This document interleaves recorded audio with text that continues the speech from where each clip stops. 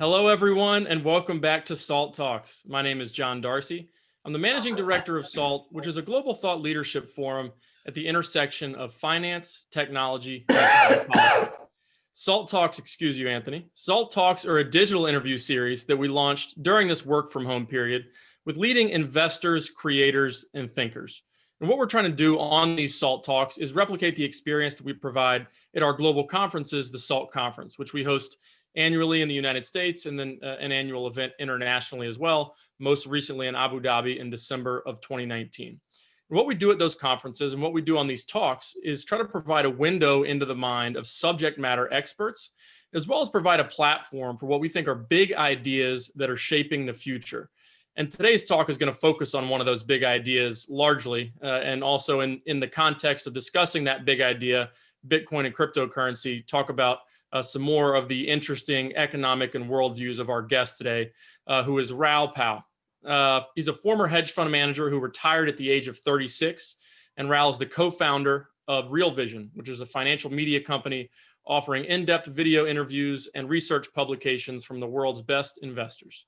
He ran a successful global macro hedge fund, co-managed Goldman Sachs hedge fund sales business in equities and equity derivatives in Europe, and helped design the BBC TV program $1 Million Traders, which trained participants in investment and risk management strategies.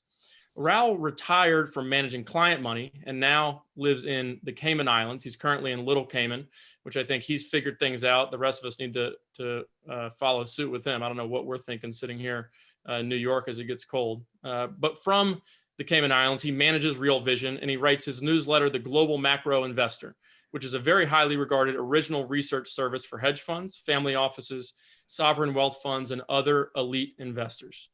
Just a reminder for anyone on today's talk, if you have any questions for Raoul during today's talk, enter them in the Q&A box at the bottom of your video screen on Zoom.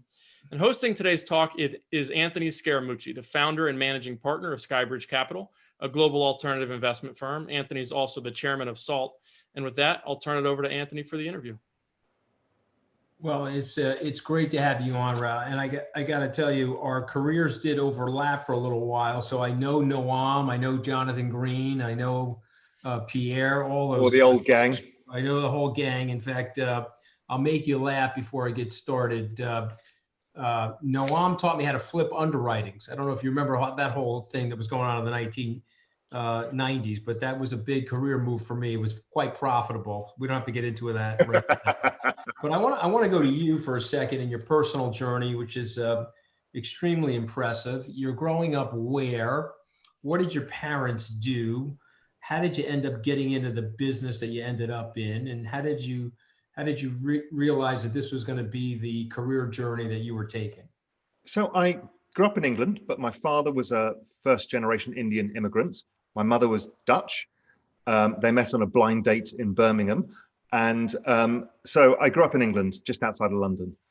So I grew up in the 80s. And the 80s was all about Porsches, stripy shirts, red braces, champagne. Camden Palace. You said North Line, Camden Palace. I was hanging out in Camden Palace. You and I probably overlapped, you know. And so it's probably trying to cut your rug and stepping in front of those girls. Exactly. You look like you're a little bit taller than me, so I could have kneed you properly. Okay, so you grew up in the 80s. So go ahead. We're talking Boy George. Yeah, Boy George, and Wham. You know, I was a big Wham boy at that point. Of course. But what was that time? I was at university, and I went to a pretty crappy university. It was the only one that would accept me because I'd discovered girls and cars and pubs. And so I got into university, and I was graduating, and speaking to a friend of my father. My father was in marketing. He then ran a management consulting firm, but he was international marketing director of Xerox, based out of Europe. And he wanted me to go into marketing. I saw this flashy world of finance. I'd written my dissertation about junk bonds, basically copying the Drexel Burnham Lambert booklet about it. And somebody said to me, a friend of my father said, "So what do you want to do?" And I said, "Well, it's kind of marketing or finance." And he said, "Let me give you a bit of advice. You can go and work for Mars in marketing, and they're amazing, and they'll give you free Mars bars. Or you can go for work for a bank and get free money." And I was like, okay, that's what I need to do. It took me a while to get there because I graduated in the recession of 1990. I went to a terrible university, got a decent degree in economics and law, but from a bad university.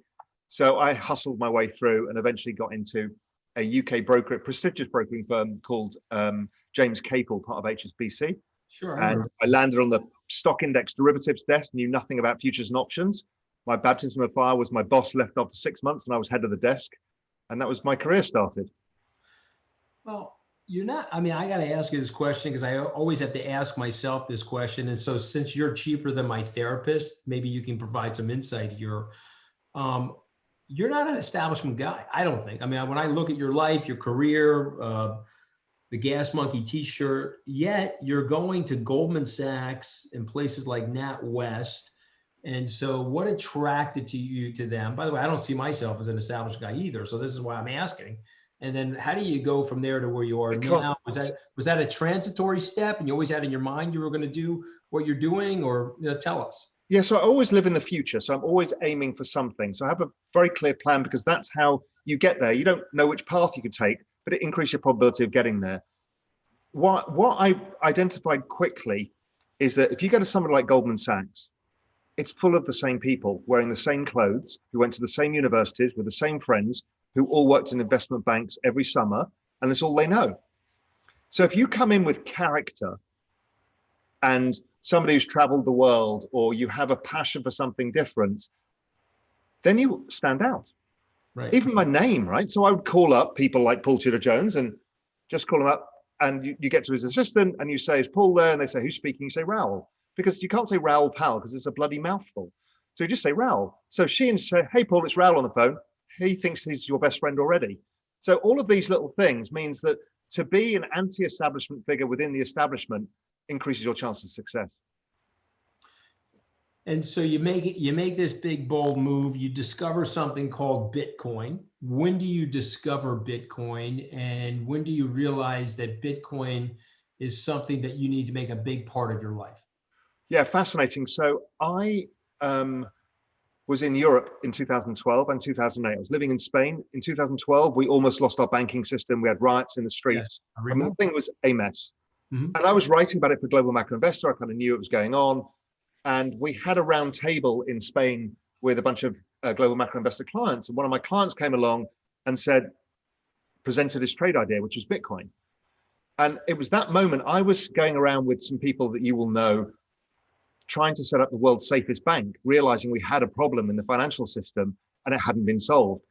And the moment I saw Bitcoin by another ex-Goldman guy who ran a hedge fund, I realized that this might be the answer to a lot of the fragilities in the banking system and a store of value and that kind of thing. So I was very early into it. I think by 2012, I'd written the first kind of macro article about how to value Bitcoin. And basically brought a load of people with me on that journey of discovery. Because like everybody who comes into the space, you think you understand it, then you realize you know nothing. And then eventually on the other side, you have an understanding of how big this really is. So let's talk about how big it really is. Let's say that I'm a Bitcoin skeptic. I'm not, by the way. I see its destiny. Peter Thiel said something to me that I'll share with you. I'd love to get your reaction to it. He said, well, Bitcoin is libertarian. Bitcoin is freedom and decentralization. AI could be used to track social norms and to start grading people's lifestyles, and that's more authoritarianism and more centralization of government. But Bitcoin is the full expression of political and financial freedom. And so one, I would like to get your reaction to that statement. And then number two, I'd like you to address Bitcoin skeptics, if you don't mind. What don't they see about Bitcoin that you do? So there are three kinds of, going back to Peter Thiel, there's three kinds of people that make up the Bitcoin kind of crowd. Libertarians, because it's decentralized nature and it's pseudo anonymity. It's not totally anonymous, right? So it's not this, drug currency, but what it gives you is some freedom to move around the world because it's owned by nobody. There's no CEO thrown to prison. There's nothing you can do about it. It just exists. Right. The other side were the technologists. They looked at this and using engineering minds, saw what had happened in 2008 and said, maybe we can engineer something to create a better financial system.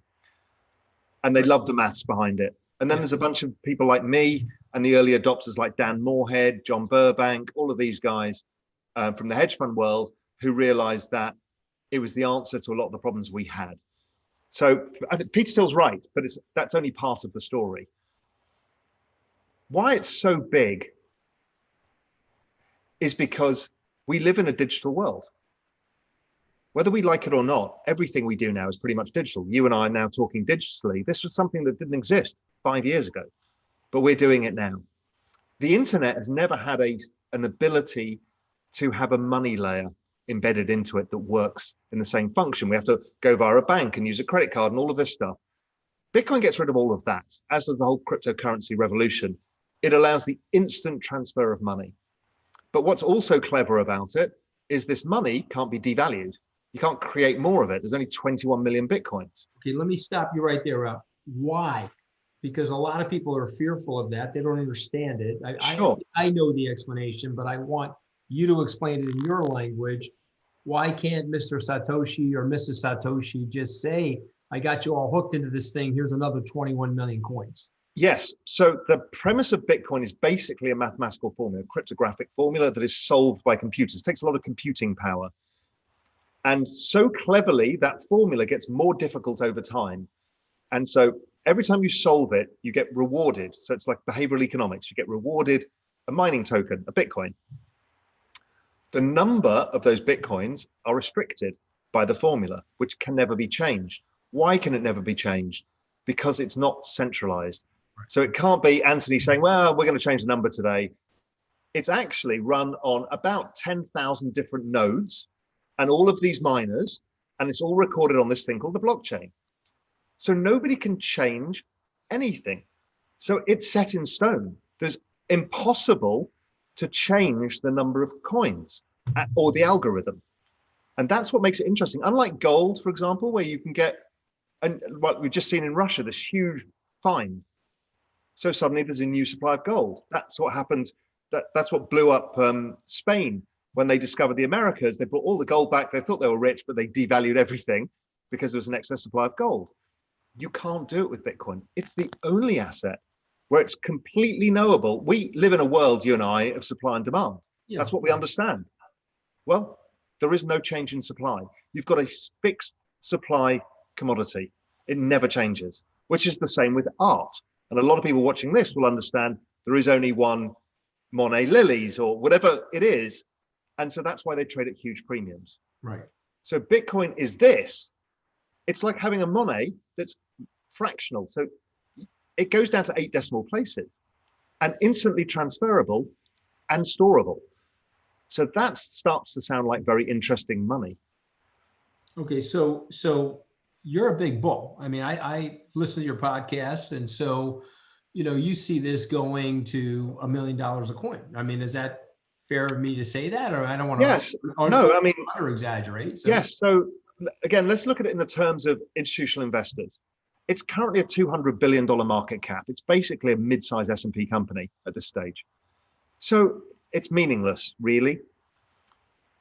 But if you look at the distribution of price returns and how skewed it's been to the upside, the ability for this to go up 50x is normal. I mean, every time we have this, the big bull cycles, which are driven by a reduction in supply that's mathematically derived in advance, what we find is Bitcoin goes up a lot because the demand remains steady or goes up and supply falls.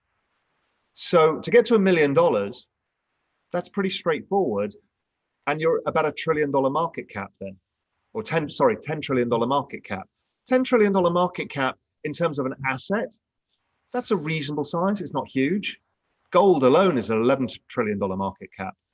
So if it's a real asset, it's still in price discovery mode. We haven't actually got to what's its real market cap. So that's what gives it this ridiculous skewed upside. In addition to it, it also operates under Metcalfe's law. Because it's a distributed platform, essentially, the more participants that become in it, the more it's worth.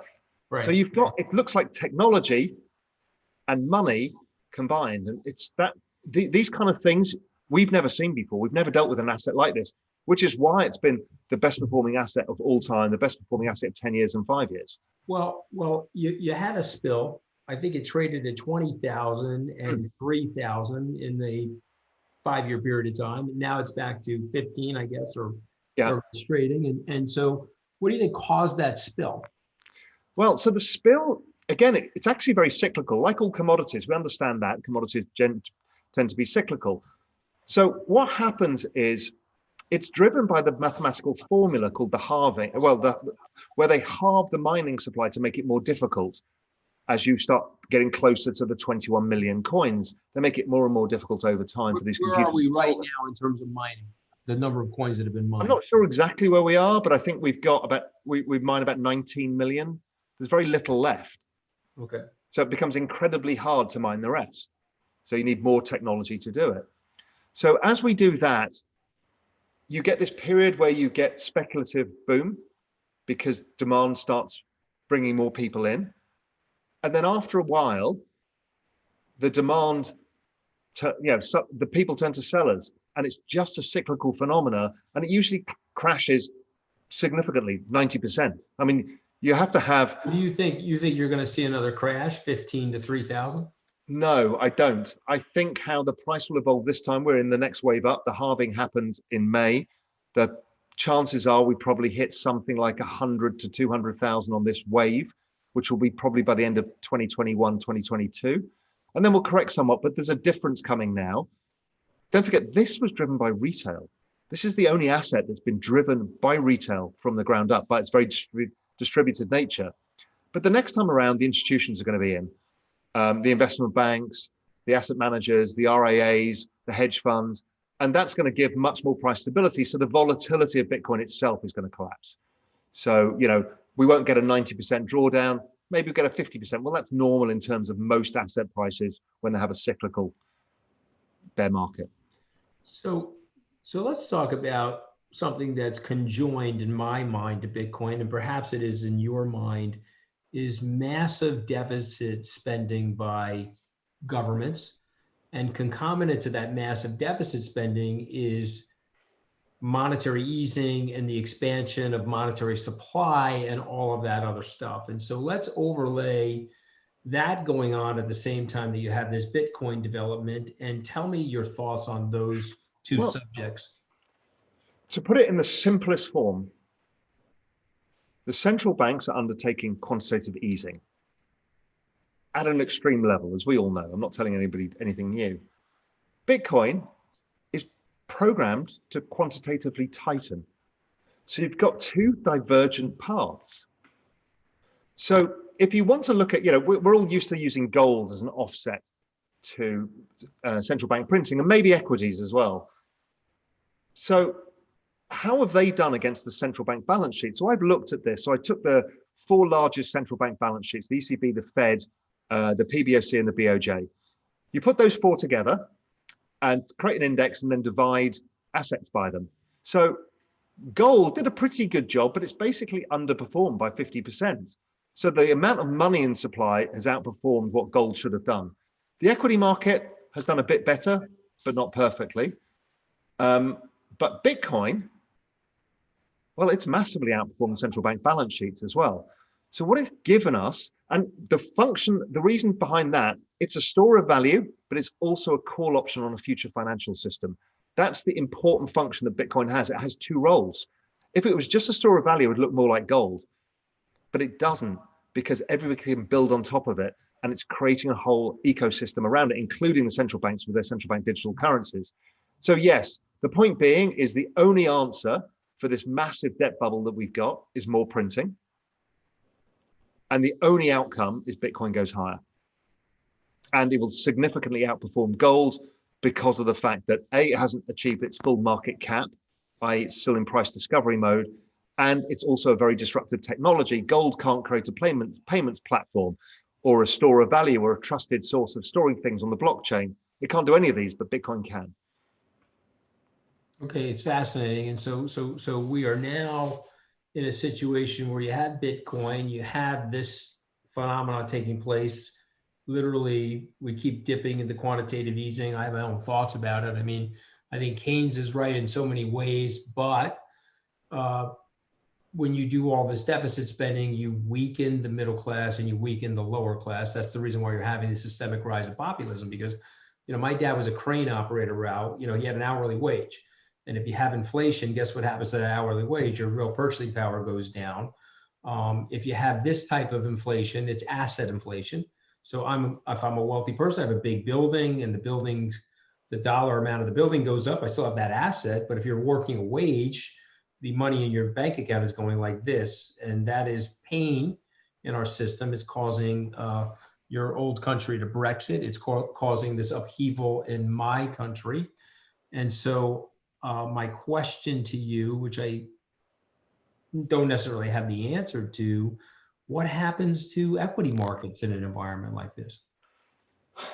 Well, actually, just before we go into that, really interesting, because I'm actually writing a whole article about this for Global Macro Investor, breaking it, the entire median income down, comparing it to asset prices and looking what happened. And basically, between Bretton Woods, the baby boomers entering the labor force all at the same time, competing for jobs, plus the WTO, plus China entering the WTO, and then quantitative easing, have basically destroyed wages. They've all deflated, except anybody who earned over $200,000 a year. Everybody else is in wage deflation.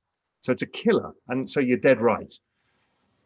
Equities in this, the problem is A, you don't get these people don't have much money.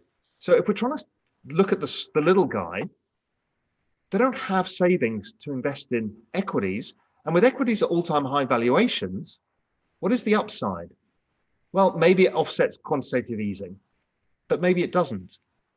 Maybe the economic cycle catches up with equities. So the future expected returns that most people look at for equities, whether it's Grantham Mayer or any of these guys, are kind of negative for the next 10 years.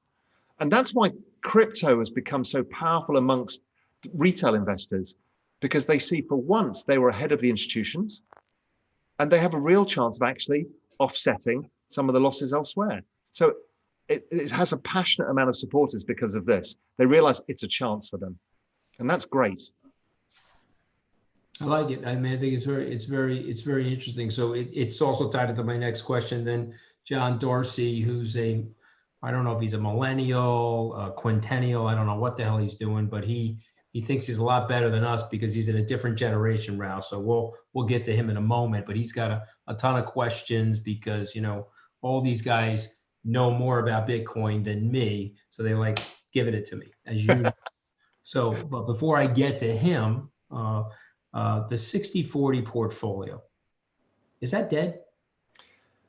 Look, bonds just act like cash. I'm still bullish bonds, and I think they actually go to negative interest rates. And I think the US will follow the rest of the world because of the structural issues going on, whether it's demographics, deflation, debt, a number of things. But regardless of that, the real juice in that trade is gone. So therefore, what offsets volatility? Now, it works like cash, so it does help somewhat, but it doesn't add to the balance sheet when things go wrong. So it is somewhat dead, and people are looking for answers. Gold is one of them. And I think a lot of people are starting to think, okay, should I increase my allocation to gold to give me some of that cushion within my portfolio? And others have looked at Bitcoin. Adding a 1% allocation to Bitcoin makes a dramatically different reward profile for almost any portfolio because it's so uncorrelated. And uncorrelated returns, as you know, not easy in this world. That's why equity long short hedge funds have had such a tough time. Even macro guys have had such a tough time. Everything's correlated, but this whole world, not only of Bitcoin, but tokens and other cryptocurrencies, genuinely less correlated. And that means there's higher alpha. And that's really interesting. That's why it's attracting so many of the really smart guys from our industry who move across to the crypto industry because alpha exists. All right, Mr. Dorsey, I know you're dying to ask questions. And you actually did a decent job today, Anthony. Wow. I got to just tell you, I am so happy that you have a full head of hair because usually we get these bald old guys on this show, and Darcy really tries to go all Rico Suave on them. You know what I'm saying? so just letting you know that. Okay, but go ahead, Darcy. Go ahead. Well, I appreciate it, Anthony. Further to Anthony's question about the 60-40 portfolio, which I think we can all agree is outdated at the very least. I know you're not here to give constructing portfolios. How should they think about building a modern portfolio? Let's say the average investor with about $1 million in savings. Do you think they should be overweight Bitcoin in a significant way, or do you think it fits in as just a small part of an Well, it asset depends what allocation? age group. If it's you, John, then, Yeah, how about me? well, listen, and I've talked a lot about this, and this is really serious. Your opportunity to put your money in your 401k and buy equities at all-time record valuations is not a good bet. For you to buy property for price gains is not a good bet. Versus your income and versus what's happening to prices, it's very expensive. Now, if you want to buy a house, which I recommend to live in, because lifestyle is the ultimate token that we work for. But outside of that, if we're just talking about investment, your house is not an investment. Property is too expensive. Credit yield, all-time low. Yields, all-time low. Okay, what the hell do you do to generate wealth? Sure, you earn income, but how can you compound your income? So I can only find crypto. I think VC investing as well, but most young people can't do it. So building a business is one of the most important things I think people should do if they can do it, because you can take risk when you're early, when you're young. And hence why you can take Bitcoin as a risk when you're young. And if you think of the opportunity set the baby boomers got given in 1980, 1982, when the bulk of them joined the labor force and started peak earnings, they started hitting their 30s, they got equities at a P of 6, bond yields at 18%. And property had been destroyed after the inflation of the 70s, and there was no debt. They had like 4 aces given to them. You've got all 4 aces, but they're in the crypto space. That's where you've got a 50x risk reward, bigger than the baby boomers ever had, because you're getting the nexus of not only an underpriced asset class, but you're also getting the future of technology combined with it. Those things never happen. It's like investing in VC at the same time as buying, Russian equities in 1990 when everybody hated them. The magnitude of this is enormous. So that's why I think you should be aggressive as you could be, because maybe I'm wrong. Maybe Raoul's a total idiot and you lose 50% of your savings. It doesn't matter because you've got an income and you've got a future ahead of you. But if you're 70 years old, well, I wouldn't do it. Like Anthony. Hey, let me tell you something, Raoul. I'm actually 105 years old, and I think I look fantastic. Okay, so I think you don't look a day over 100. I'm taking that as a compliment. Okay, keep going, Darcy. Absolutely. And I want to talk about Raoul, just so you know, we pay his bonus in dollars, okay, and they're cheapening every second of this podcast. So keep going, Darcy. Go ahead. I might start demanding my bonus in Bitcoin at this rate. But You should do. I want to talk about Bitcoin too. as a Me too. currency. So you talk a lot about fiat currencies and the inherent risks of fiat currencies and how they really historically have a short shelf life. Could you talk a little bit about historically how long fiat currencies generally last and what the future of the US dollar is in your mind? I can't remember the exact numbers, but essentially most fiat currency regimes don't last 100 years, many 50, many less. I mean, if you look at Brazil, in my lifetime, I've had 3 or 4 of them. What happens is banks and governments are incentivized to destroy their own currency, to pay their own debts, right? That's what quantitative easing is. So they're always incentivized to do it. So this perverse incentive means that they always go away. Everybody ends up with too much debt, tries to print their way out of it, and then the currency, eventually people lose faith in it. And that's why gold has been around so long, because you can't do that with it. Right. And Bitcoin, as I've talked about to Anthony before, you can't do that. So it stops anybody screwing around with it. I got to interrupt for 1 second. Is there another currency that could hop over Bitcoin? Is Bitcoin the Yahoo, and there's another currency that could be? Yeah, so looking at the network adoption effects, it's highly unlikely. Is Ethereum, could it become bigger in market cap as people build out a whole financial system, DeFi and stuff? Potentially. But as pristine collateral, which Bitcoin is, as the reserve asset, I don't think it's going to be displaced. But there are other massive opportunities in the space regardless. So I want to talk about that a little bit. We had a very interesting guy, Marty Chavez, who you may know, who spent many years at Goldman.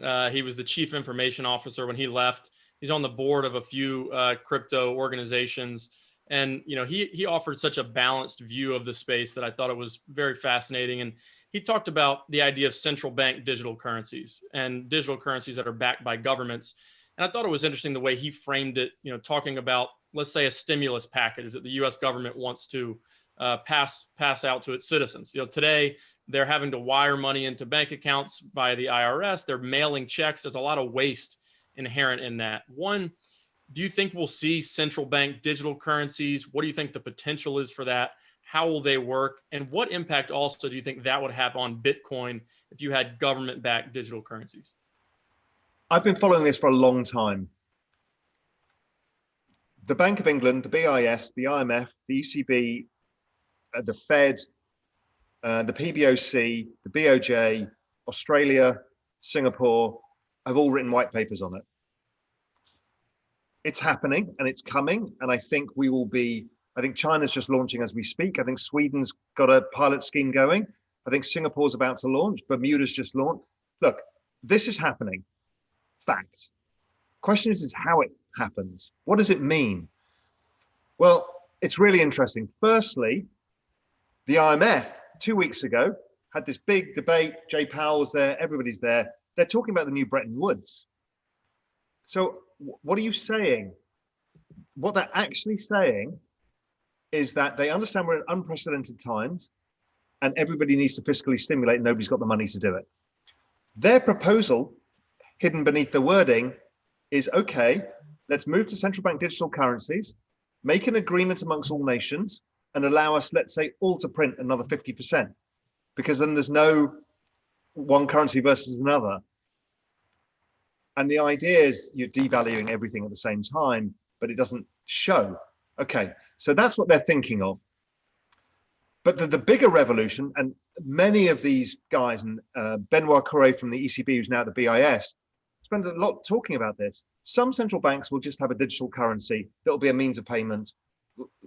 So I can just flip you $1, straightforward, nothing else attached.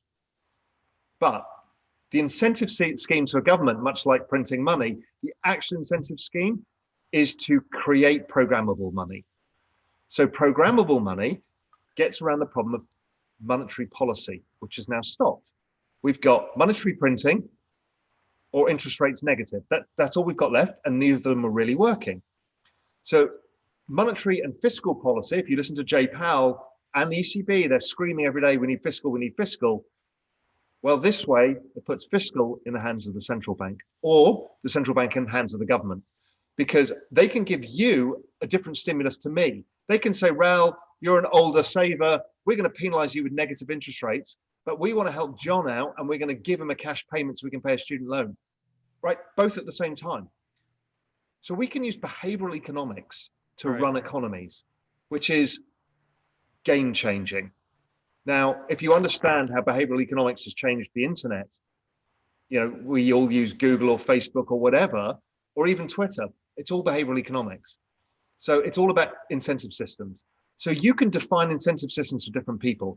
So we're going to see a completely wholesale change in how we run monetary policy, fiscal policy, and the relationship between central banks and governments.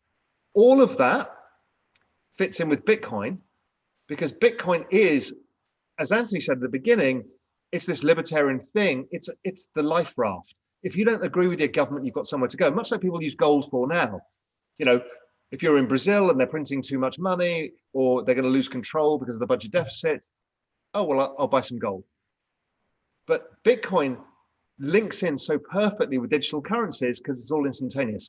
So in the digital world, they're called on-ramps and off-ramps. So this is incredibly constructive. And all of the white papers acknowledge Bitcoin, how this whole fintech revolution, cryptocurrency revolution, DeFi revolution is all part of where they have to go. So there's no chance of them banning it. They actually want to integrate with it.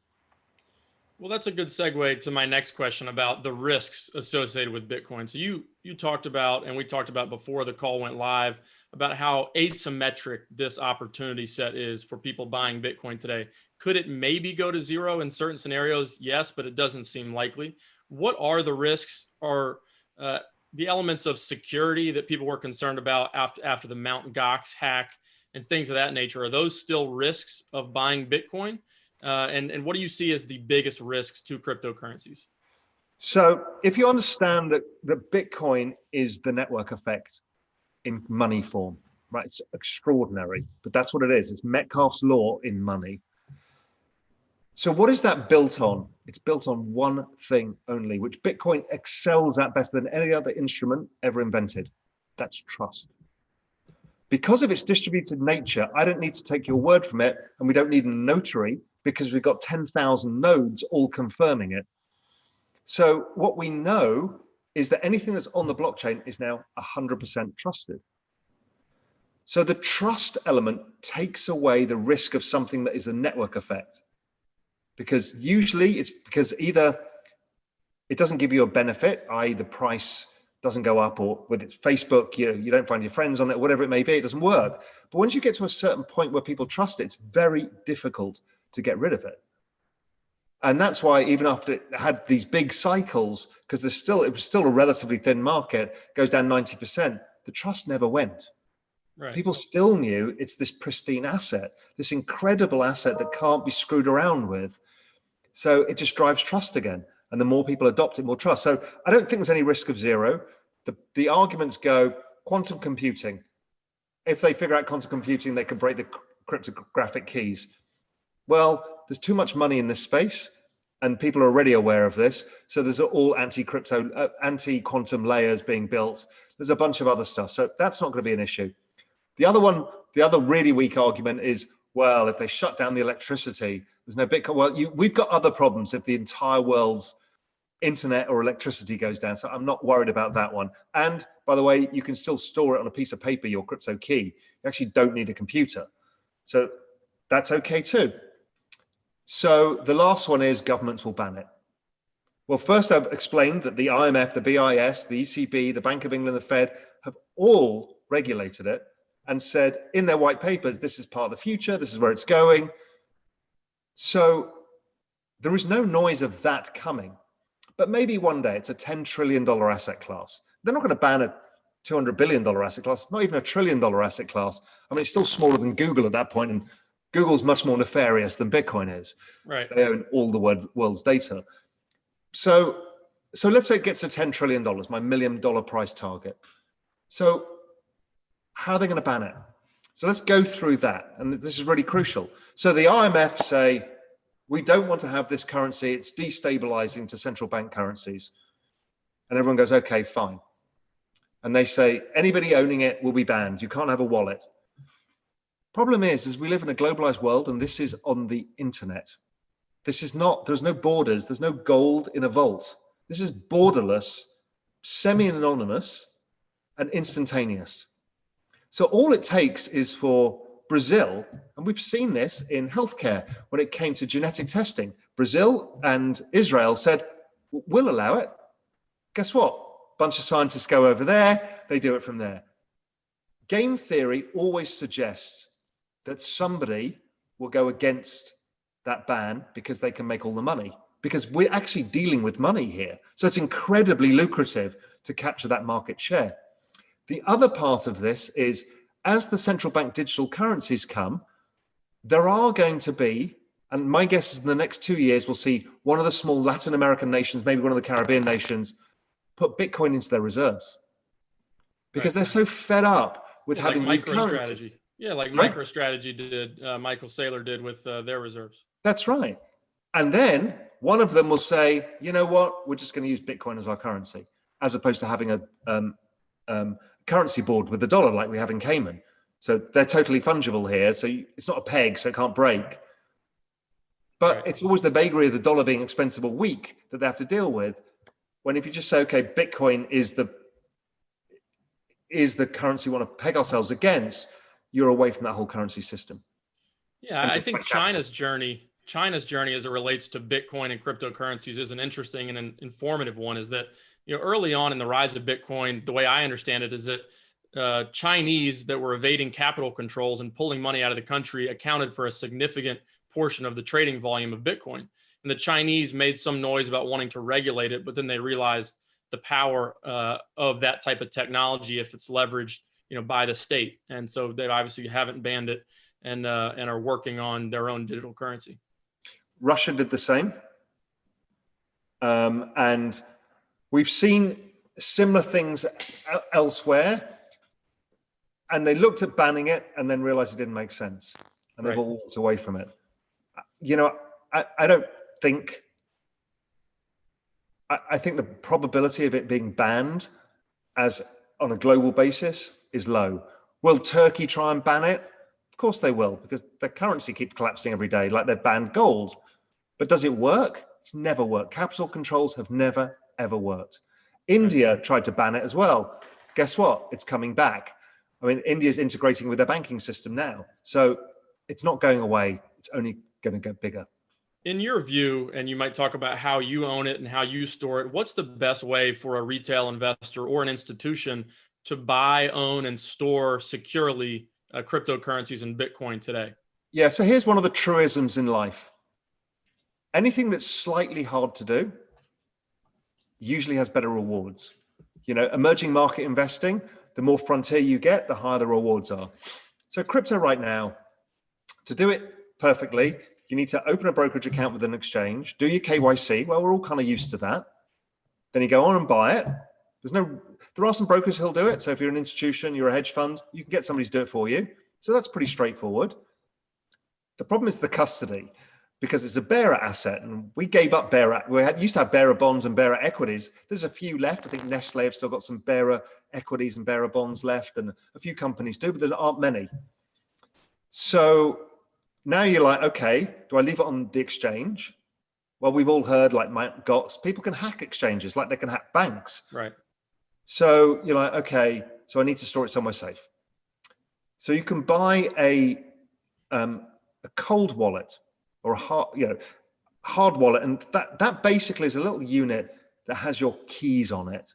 It doesn't actually store your currency. It's not like a USB, but it's basically your codes to unlock it. So to do that, that's a safe way, and then you can put it in a safe. I store mine in a gold vault, in a proper secure gold vault, and it's safe. I don't have to worry about it. Nobody can come to my house and try and get it. I don't have it, but it's as simple as that. And you can still check your balances online. It's not like you can't see it. You own it, all in your name. Now, let's say you're an institution, you don't want to go to a family office. Well, Fidelity have just set up a whole custody business. So if you don't trust Fidelity, well, you might as well give up. And the US have just approved it as a custody asset for a whole group of banks. And what does custody asset mean? So any hedge funds listening to this, what that means is prime broking. Prime broking is coming. And it'll be here, my guess, early next year. So prime broking, Bitcoin, that's coming too. So the whole custody issue goes away. It's actually harder for individuals because you have to trust one of the wallet providers, etc.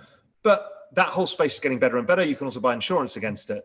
So all of these things that were hard in the beginning are now actually relatively straightforward. Right, and it's something at Skybridge and with Salt, we have a growing interest in the space. Given some of the adoption we're seeing. So we look forward to being in touch with you and other leaders in the space as we figure out exactly how we're going to get involved. But Raoul, we're going to leave it there. We could probably have a 10-part series and not cover all the interesting topics that we could talk about. We really encourage you to sign up for Real Vision. It's the media entity that Raoul launched that has tons of fascinating things on macroeconomics, financial markets, and Bitcoin. So we would definitely encourage all of our community to sign up for Real Vision. And Raoul, we really appreciate your time. Raoul, really enjoyed it. Raoul, I just want you to know I have a mechanism in my computer that's slowing down his internet service so that he sounds like Godzilla at the end of this thing. Okay, it's just something I do to him once in a while, just to bring him down a peg, right? Yeah, I gotta bring him down a peg, and just to use a British word I love from Thomas the Tank Engine, just to be a little cheeky. You know what I'm saying? So, but thank you so much. We really, really enjoyed it. I'd love to get together with you at that bar behind you. I hear you mix one hell of a gin and tonic. So I want to sit at that bar with you someday when the world is safe. Perfect. I look forward to it, my friend. Okay, take care. Well. Great to see you. Thank you for joining Salt Talk. Really appreciate it.